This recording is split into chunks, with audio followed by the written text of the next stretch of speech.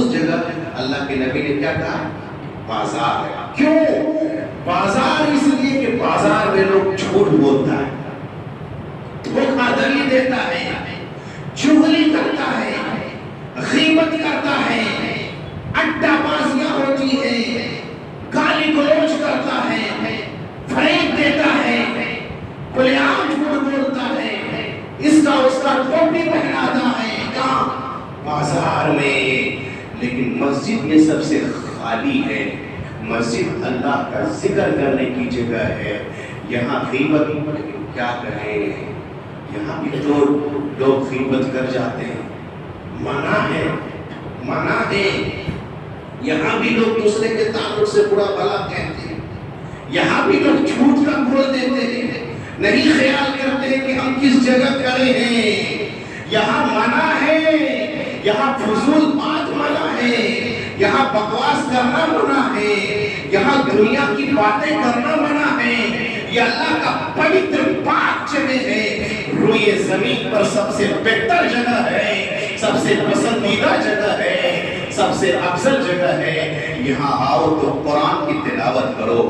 مسجد ہی اسی کے لیے ہے کہ یہاں نماز پڑھی جائے، یہاں تلاوت کی جائے، یہاں اللہ کا نام لیا جائے، یہاں ذکر و اذکار کیا جائے، اسی لیے مسجد ہے۔ نہ کہ مسجد میں جھوٹ بولا جائے، نہ کہ مسجد میں پولیٹک بات کیا جائے، نہ مسجد میں دنیا کی بات کیا جائے، یہ تو بازار ہے۔ نہ مسجد میں اڈے بازیاں کیا جائے، یہ مسجد اس کے لیے نہیں۔ اسی لیے حدیث میں کہا ہے، کیا کہا ہے سنیے، اللہ کے نبی صلی اللہ علیہ وسلم کی حدیث ہے، غور سے سنیے۔ آپ نے کیا کہا؟ صرف حدیث کی بات ہی بتا رہے، ادھر ادھر سے نہیں، حدیث کی بات۔ اللہ کے نبی صلی اللہ علیہ وسلم نے کہا، من سمع رجلا ينشد ضالة في المسجد، اگر کوئی آدمی مسجد میں دیکھو کہ اپنی گمشدہ چیز کا اعلان کرتا، ارے تب تو دنیا کی باتیں کیسے ہو سکتی ہیں؟ جب نبی صلی اللہ علیہ وسلم یہ کہہ رہے ہیں، منع کر رہے ہیں کہ یہاں اگر کسی بھائی کا کچھ گم ہو گیا ہو، اعلان کر دیں کہ ہو سکتا مل جائے، لوگ آئے ہیں، لیکن نہیں، منع ہی نہیں منع۔ حدیث کیا کہتی ہے؟ نبی صلی اللہ علیہ وسلم نے فرمایا، اگر کوئی شخص مسجد میں گمشدہ چیز کا اعلان کرتا ہے تو بددعا دینے کا نہیں ہے، بددعا دینے کا نہیں کسی کا، لیکن اگر کوئی اعلان کرتا ہے، کیوں؟ مسجد اس کے لیے نہیں ہے، مسجد یہاں گمشدہ چیز کے اعلان کرنے کا جگہ نہیں ہے۔ اگر کوئی اعلان کرتا ہے تو حدیث کا کہتے ہیں، فَلْيَقُلْ، کہو، لا رَدَّ اللَّهُ، اللہ تمہارے مال کو نہ لوٹائے۔ جس چیز کا اعلان کیا، الٹا بددعا دے دو اسے کہ اللہ تمہاری چیز کو نہ لوٹائے، تمہیں نہ ملے وہ چیز، بددعا دے دو۔ کیوں مسجد میں اعلان کرے گا؟ مسجد اس کے لیے نہیں ہے، مسجد اللہ کے ذکر و اذکار کرنے کے لیے ہے۔ اسی لیے حدیث کے اندر کیا کہا؟ مسجد میں بے شرع خرید فروخت یہاں کرنا جائز ہے، جائز ہے۔ جب مسجد یہ سب سے پاک ہے تو پھر مسجد میں پولیٹیکل باتیں، مسجد میں دنیا کی باتیں، مسجد میں جھوٹ کیسے جائز؟ وہ کہیں جائز نہیں ہے۔ لیکن یہ اللہ کا ایک گھر ہے، یہ پسندیدہ جگہ ہے، یہ اللہ کا محبوب ایک جگہ ہے۔ اس کا ادب یہی ہے کہ جب بھی مسجد میں آئے 2 رکعت نماز پڑھ کے اللہ کا ذکر و اذکار اور تلاوت کی جائے۔ یہ مسجد ہے میرے بھائیو، یہ بہت اہم جگہ ہے۔ اس کے بعد مسجد اتنی اہم چیز ہے، اتنی اہم چیز ہے، گھر سے زیادہ ضرورت ہمیں مسجد کی ہے کہ نہیں؟ مسجد کی ہے۔ مسجد کی اس لیے اہمیت ہے کہ اگر آدمی، اللہ کے نبی صلی اللہ علیہ وسلم کی حدیث ہے، جب آدمی گھر، اسی لیے کیا کہتے ہیں، گھر پہ نماز نہیں پڑھنی چاہیے۔ پھر سنیے، گھر میں نماز نہیں پڑھنی، مسجد آتا ہے نا تو آدمی پہلے آ کر کے آتا ہے، اگر بیٹھ جاتا ہے مسجد میں 2 رکعت نماز پڑھ کے تو حدیث ہے، حدیث کہتی کیا ہے؟ فرشتے ان کے لیے اللہ پر دعا کرتے ہیں کہ نہیں؟ فرشتے دعا کرتے ہیں، اللہم اغفر لہ، اللہم ارحمہ، اللہم اغفر لہ، اللہ ان کی گناہوں کو معاف کر دے۔ پاک فرشتے، معصوم فرشتے ہمارے لیے دعا کرتے ہیں، اللہ ان پر رحم فرما۔ جب تک آدمی مسجد میں بیٹھا رہتا ہے تب تک فرشتے ان کے لیے دعا کرتا رہتا ہے۔ اللہ اکبر۔ 2 رکعت نماز پڑھے اور مسجد میں بیٹھ جائے. روئے زمین پہ سب سے افضل جگہ ہے یہ, پسندیدہ جگہ ہے یہ. گھر سے زیادہ ضرورت مسجد کی ہے. مثال, اللہ کے نبی صلی اللہ علیہ وسلم جب ہجرت کر کے مکہ سے مدینہ گئے تو بتائیے گا آپ لوگ, سب سے پہلے آپ نے کیا بنایا؟ مسجد. گھر نہیں تھا رہنے کے لیے, گھر کی تعمیر نہیں کی, یا ایسا نہیں کہ یہاں بڑی اچھی جگہ ہے 4 ڈسمل لے لیتے یہاں گھر بنائیں گے. اللہ کے نبی نے وہ نہیں کیا. زمین خریدا 2 معصوم 2 یتیم بچوں کا, کس چیز کے لیے؟ مسجد نبوی کی تعمیر کے لیے, مسجد بنانے کے لیے. گھر سے پہلے اللہ کے نبی صلی اللہ علیہ وسلم نے جو تعمیر کی, کیا؟ مسجد. مسجد ضرورت ہے گھر سے زیادہ. اللہ کے نبی صلی اللہ علیہ وسلم جب قبا گئے تو قبا میں اللہ کے نبی صلی اللہ علیہ وسلم نے سب سے پہلی چیز کیا بنایا؟ مسجد. مسجد کی ضرورت ہے بھائیو, مسجد کی ضرورت ہے. مدینہ گئے ہجرت کر کے, گھر سے پہلے آپ نے مسجد کی تعمیر کرائی. قبا گئے, آپ نے کیا کیا؟ مسجد کی تعمیر کرائی, مسجد بنائے. اور یہ نہیں, جب مسجد نبوی کی تعمیر ہو رہی تھی, اللہ اکبر, یہ مسجد ہے, اللہ ہی کا گھر ہے, یہی گھر ہے. ہم کبھی 2 اینٹا ایک اونٹا اٹھا کر کے چھت پہ چڑھتے نہیں ہیں, لیکن اللہ کا گھر دیکھیے گا کبھی کبھی ڈھلائی ہوتی ہے تو وہ رکھے جو بہت بڑے ہیرو ہیں وہ بھی آتے دیکھیے گا اور اینٹا ڈھو کر کے مسجد کی کام کرتے کہ اللہ کا گھر ہے. ایسے ہی جب مسجد نبوی تعمیر ہوتی تھی, نبی صلی اللہ علیہ وسلم خود اپنے کندھے پر پتھر ڈھو ڈھو کر لاتے تھے اور مسجد کی ترقی میں حصہ لیتے تھے, تعمیر کراتے جاتے. کرنا چاہیے, بڑی فائدہ ہے. مسجد کی بڑی اہمیت ہے میرے بھائی. یہاں آئیے آپ 5 وقت نماز پڑھنے کے لیے آئیے مسجد, اگر کوئی مجبوری ہے نہیں ہے تو. فائدہ کیا ہے؟ فائدہ یہ ہے, اللہ کے نبی صلی اللہ علیہ وسلم نے ارشاد فرمایا کہ اگر کوئی شخص, اللہ اکبر, حدیث سنیے حدیث, اگر کوئی مسجد کی طرف چل کر کے آتا ہے, چل کر کے, مجبوری اگر نہیں ہے کچھ یا دور اگر گھر نہیں ہے تو آدمی کو چل کر کے آنا چاہیے مسجد. فائدہ کیا ہے؟ مسجد کی طرف آنے والا ایک ایک قدم آپ کی گناہوں کی مغفرت کا ذریعہ بنتا ہے.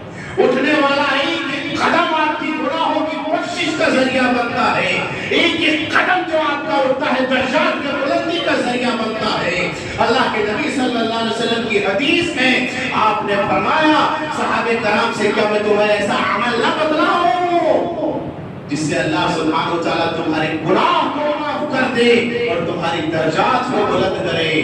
تو صحابہ کرام نے کہا کیوں ہے اللہ کے نبی صلی اللہ علیہ وسلم؟ تو آپ نے کیا کہا؟ اسباغ الوضوء علی مقاری, ناپسندیدگی کے باوجود مکمل وضو کرنا. بھائی سردی کا موسم ہے, پانی بہت ٹھنڈا ہے, دل نہیں کر رہا ہے کہ وضو کریں, دل نہیں چاہتا ہے, لیکن پھر بھی وضو کرتے ہیں مکمل. یہ جو وضو کرتے ہیں میرے بھائیوں, قیامت کے دن پلسرات بھی آپ کو روشنی دیا جائے. دل نہیں کرتا ہے, گرمی کا موسم ہے, ٹنکی کا پانی بہت گرم ہے, دل نہیں چاہ رہا ہے, ناپسندیدگی کے باوجود بھی وضو کرتا ہے, تو کیا ہے؟ تو اللہ کے نبی صلی اللہ علیہ وسلم نے کیا کہا علی کے لیے؟ وَقَتْرَةِ الْخُطَىٰ إِلَى الْمَسَاجِدِ, اور مسجد کی طرف چل کر کے جانا. اگر کوئی شخص مسجد کی طرف چل کر کے آتا ہے تو ایک ایک اٹھنے والا قدم, ایک ایک قدم جو آپ کا اٹھتا ہے, ایک ایک گناہ کو اللہ معاف کرتا ہے اور ایک ایک درجات کو آپ کی مدد کرتا. اللہ اکبر, یہ فضیلت ہے جو مسجد کی طرف آتا ہے. یہی نہیں, الصلاۃ بعد انتظار صلاۃ, اس کے بعد یہ کہ نماز کے بعد پھر دوسری نماز کا انتظار جو کرتا ہے, اس کی بھی یہی فضیلت ہے کہ اللہ اس کے درجات کو بلند کرتا ہے. اسلاف کا یہ معمول تھا, معمول تھا صحابہ کرام کا, سلف صالحین کا. کس چیز کا جانتے ہیں؟ عصر کی نماز میں آتے تھے, کچھ لوگ بیٹھے رہتے تھے, بیٹھے رہتے تھے کب تک کہ مغرب کی نماز پڑھ کر کے جائیں گے, بھاگتے نہیں تھے. فجر کی نماز میں آتے تھے, بیٹھے رہتے تھے کہ چاشت کا جب وقت ہوگا 2 رکعت نماز پڑھ کے جائیں گے, تاکہ حدیث کیا کہتی ہے, اگر کوئی فجر کی نماز پڑھ لیا با جماعت, اسی جگہ بیٹھے رہا, سورج نکل گیا चाश्त की नमाज 2 रकत या 4 रकत पढ़ लिया, उसे मुकम्मल एक हज और एक उम्रे का सवाब लिखा जाता है। सहाबे कराम एक नमाज के बाद, सलफ सालिहीन एक नमाज के बाद दूसरे नमाज का इंतजार करते थे कि सवाब लेकर के जाएंगे। लेकिन हाल हम लोगों का क्या हाल है? हम लोगों का ये हाल है कि अभी इमाम साहब दूसरी तरफ, हमको लगता है जुमा दिन पढ़ ही नहीं पाते सलाम के भागते हैं। ये हाल है। बकिया नमाजों का भी यही हाल है मौलवी साहब, बकिया नमाजों का भी यही हाल है। कुछ लोगों का देखिएगा अभी सलाम पहले ही नहीं सही से, इससे पहले ही भागते हैं। ऐसा लगता है कि मस्जिद में कुछ जकड़ करके रखो, ऐसा ही लग रहा है। अरे भाई, अगर मस्जिद में आप बैठे रहे, सलाम फेरने की बड़ी अहम एक दुआ आपको बताते हैं, मैं कई बार बोल चुका हूँ।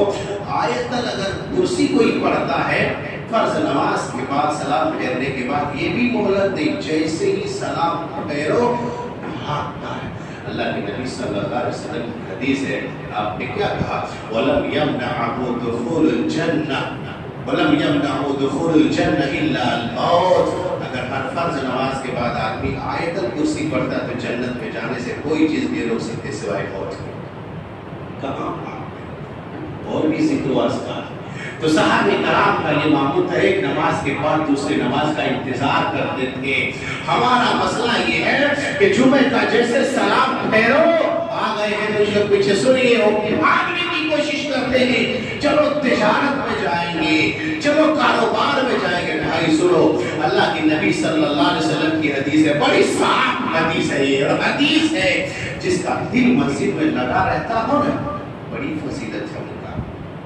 जिसका दिल मस्जिद में आता, झगड़ा झगड़ी वाला नहीं, ये बड़ा है, अभी तो टाइम है 5 मिनट, चलो चलेंगे थोड़ी देर बाद।